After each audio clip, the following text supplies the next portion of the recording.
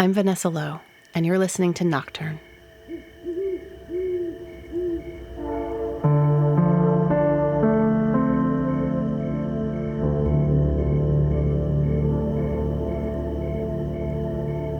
My husband is a night owl. We often hang out for a couple of hours after our son has gone to sleep, and then he goes into his studio and works some more. I'm not a night owl. So recently I Googled, how do I become a night person? Basically, I found out that while many teenagers go through a night owl phase, true lifelong night owls pretty much come genetically pre-programmed that way. I know deep down that whatever I work on at night will not be my best work. I'm dulled and fuzzy, and I know this might sound kind of dumb, but up until that Google search, I thought maybe I was just lazy. The thing is, I'm also not a morning person. I read an article after that Google search that actually had a name for people like me. Night owls obviously love the night. Larks are happiest and most productive in the early morning. The rest of us are hummingbirds. I have some lovely hummingbirds that visit my backyard, and yeah, they're usually flitting around in the middle of the day. And it turns out that most people fall in this middle place. And even though I'm not a night owl, I do find myself curious and even intrigued by the night. Maybe you do too. So recently, when I happened to wake up at 2 a.m., I grabbed my recorder. The first thing I heard was the sound of my son sleeping peacefully.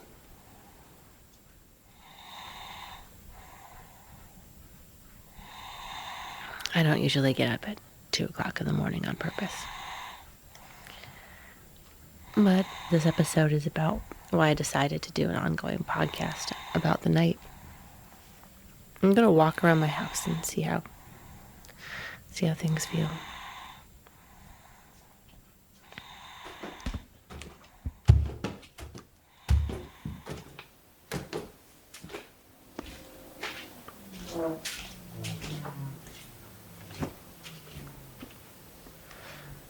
So that was the sound of my refrigerator. It's really loud, and it actually makes really strange noises at night. The gecko's up because it's 2 o'clock in the morning, and geckos are nocturnal. The clock gets really loud at night.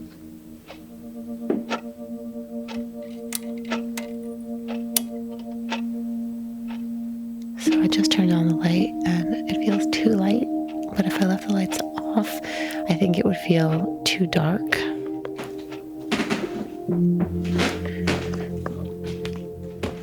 Night has always been a complicated place for me. I absolutely love dusk.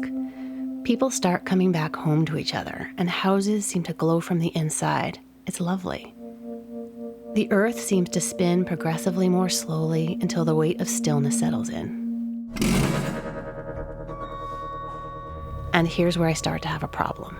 This dark stillness is like a giant blank canvas, just waiting to expose whatever unsettling colors and images were hiding underneath the curtain. At least that's what it feels like sometimes, to me. It's not like that for everyone, though. Shelley, Mario, and Christina are some of the night owls I know. Here's Shelley. When I think about the nighttime, I think of creativity and warm solitude. And the nighttime sort of envelops me and holds me up, and it's kind of like crawling into a womb. I love the night. I love it. There's a quiet there, but there's also like drops of good creative thoughts that are being put into the silence by the artists and the people who are up late. That was Mario. Here's Christina. I've always loved night, and I've always loved to just kind of be in it. It's quiet. I love that there's just a lot less distraction. It's kind of a wonderful thing.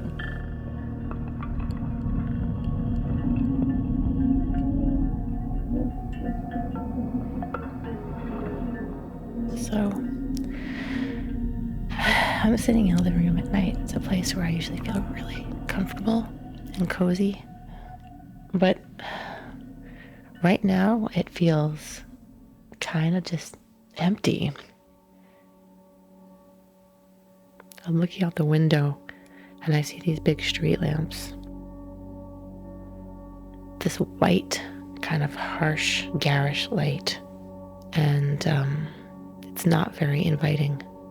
Usually during the day, I feel this connection between my house inside and the outside world. And as I'm standing here in my living room, I feel kind of cut off from the outside world. I know that people aren't awake right now. And I kind of feel like whoever is awake right now isn't somebody that I'd like to see. So I'm hesitant to open my door and go on the porch, even though I don't live in a dangerous neighborhood. You got to think about who's awake that time of night. The night, it is inhabited by artists. Also some psychotics are probably awake too, but I actually love being out at night. Let's go take a walk. It's midnight, you know. I've always loved night, and I've always loved to just kind of be in it.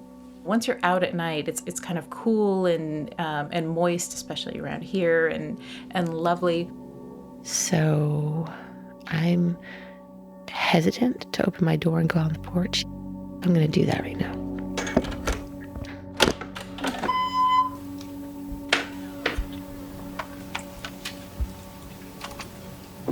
It's raining.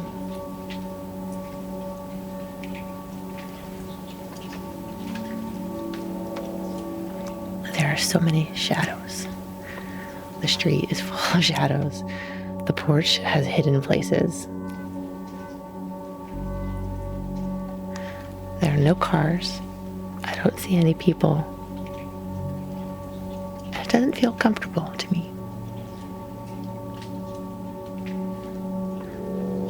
The light down the street is really white and harsh and glary. So I guess if you were standing on that corner right underneath it, you'd be able to see better. But from here, it's kind of making all these weird shadows all over the place. I don't see any lights on in houses, and I'm looking like from where I'm standing, I can see like 10 houses. Don't get me wrong, there are things about the night that I really like. I live about 2 miles uphill from some train tracks, and the midnight air bends and twists the train horns into an eccentric symphony.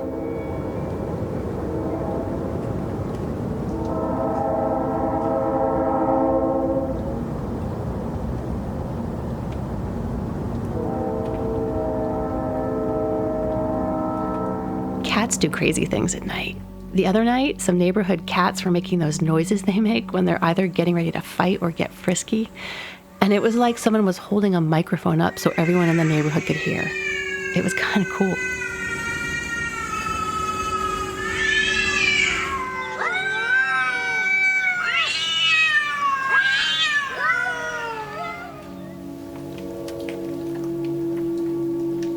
It's raining a little harder now.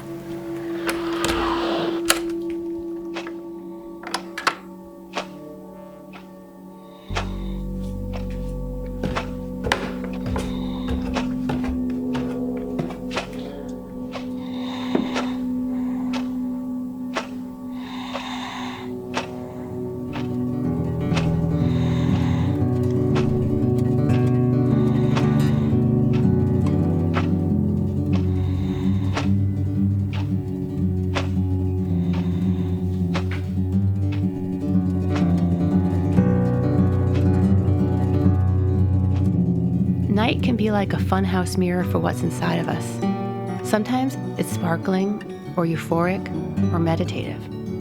And sometimes My brain is not yet in the state where I could pick up one of the books on my shelf or turn on my computer and write, or even I wouldn't even feel comfortable right now like entering the world of the internet. Anything. I can clean, do paperwork. I can write. If I'm up in the night, I'm going to be actually fairly alert. Basically, after everybody else goes to sleep, I tend to get my most creative after 1 a.m. A lot of times I'll sort of putter around and, do whatever it is. And then by about 1:30, I'm ready to actually kind of dive into something. People would go to sleep when the sun would go down because there was no electricity. And then they'd wake up in the middle of the night, and that's when they would sort of do their bone weaving or make love or whatever. And then they'd fall asleep again and then wake up at dawn. Yeah, I've recently heard that theory. So it's usually between midnight and 2:30 that I'm awake. I'm always doing things at that point. Even if I'm reading, but I'm always doing something very quiet and peaceful. I'm more focused. There's less distractions. I can absorb things better. I feel like I get things done. I feel like I get more relaxed and focused.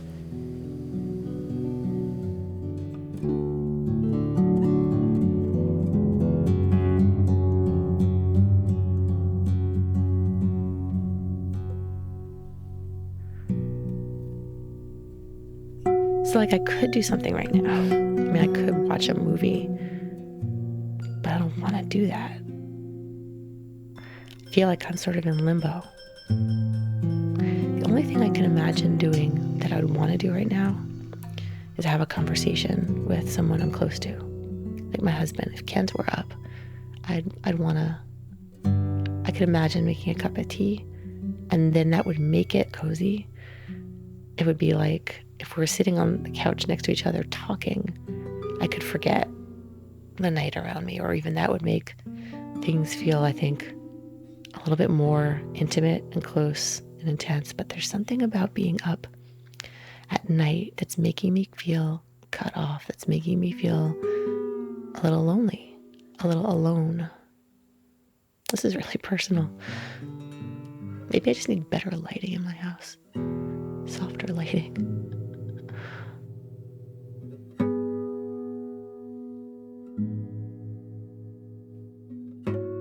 Lonely's not really an issue for me so much. It definitely is precious to me to have that alone time and like, whoa, hey, everybody's asleep. It's all mine. When I'm by myself in the middle of the night, there are no parameters around where my thoughts can roam, and really loving that feeling.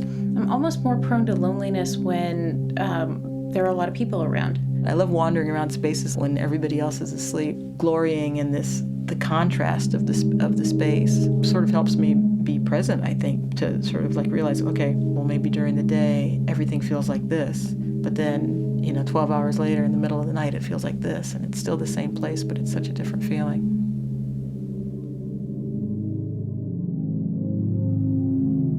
This feels like a land that is separate than the land I live in. This feels like a place that feels sort of uncertain and uncomfortable to me. It's the same rooms, the same house, and the same neighborhood. But at 2:20 a.m., it all feels a little cold, a little distant. Everything feels a little bit at a remove. It's almost like a layer of cover or protection, not like a hard shield, but like softly shrouded, where you can kind of hide yourself and, in a way that's protective. In the same way that you might wear a big jacket just to feel more comfortable and to feel protected by it and hidden by it. I mean, if I had my preference, I would probably, get up at noon and then go through the night, and probably sun up 8 o'clock in the morning would be bedtime. I know there must be other people out there like me. There's almost sort of like a camaraderie of those of us who are, not trying to get into any trouble, just happen to be up at night. I see the sunrise maybe twice a year, and every time I do, it's like, oh my God, there's the sun. It's like it's happening. The sun is rising, and it's this magic event, and it happens every single day. But and there's this period sometimes that you get into in the middle of the night when I'm sort of on a creative roll that does coincide with the wee hours. Really, it's an altered state, and there's a potential to access that every single night. It feels like creative ideas and new ways of looking at things are very close and more accessible than they are in the middle of the day when you're sort of dealing with the day-to-day and there's so many people around. Creativity, of course, as an artist, that's something I'm always, striving for. How can I grab that? How can I hold on to that? And then also sometimes it's, maybe a little bit of sleep deprivation. That comes in as well, and that's a fine way to get to an altered state without any sort of, adding toxins. it gives me access to another part of myself, a little less thinking about practical things, and more trying to just ride the waves of whatever sort of creative impulse that comes through. Everybody's brain is like a radio, and everybody's brain is on full blast in the daytime. When everybody goes to sleep, there is this psychic noise that's gone. And most people don't notice it, but if you're aware of distractions on other levels besides just normal distractions, you suddenly sense it at night. It's quieter. It really is not physically quieter, but psychically quieter. People are dreaming. They don't have their busy brain. And a busy brain is an annoying thing. That busy brain is off, and a different part of the brain is functioning, and that part of the brain is more peaceful and quiet. And I really feel like at night, my brain is able to function better because everybody else's brain is shut up. And I really believe that. I've read that you don't write something, you hear something. That songwriters just have an antenna. Same thing with poets and lots of artists. They have an antenna up, and they pick up something. Everything's floating around, you just have to pick it up.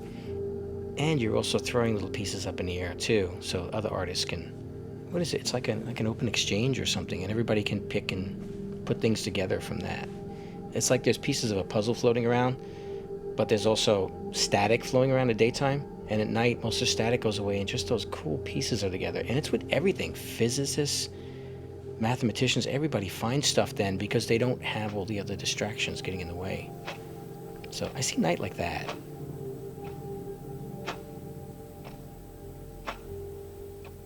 All right. I think that's it. It's nighttime. Things are just not feeling at all like they do during the day. Guess I'm just not a night person.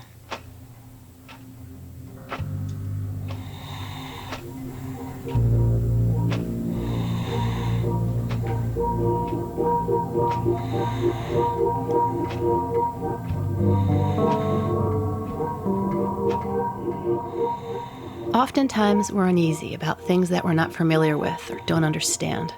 That's kind of how I am about the night.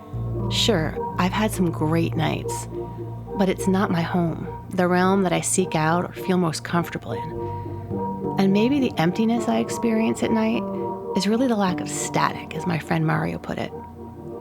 Maybe it's really like those old figure ground visual tricks, and I'm focusing on what's not there at night, rather than what is. I don't know, but I'm curious about it. And maybe as I explore this place with you, it'll start to feel different. That's kind of what I'm hoping. So thanks for hanging out with me here. I hope you'll come back soon, because it's dark and I'm a little creeped out. No, not really. I just have a feeling we're going to discover some very interesting things here. I hope you agree. I'm Vanessa Lowe. Nocturne was created by myself and Kent Sparling, who also wrote the theme music. You can find more information, including about the music in this episode, at nocturnepodcast.org. That's Nocturne with an E at the end. You can listen and subscribe to this podcast on iTunes. And while you're there, maybe write a review. If we get good reviews, the word gets out faster. Finally, if you have a night story you'd like to share, please email us at hello@nocturnepodcast.org.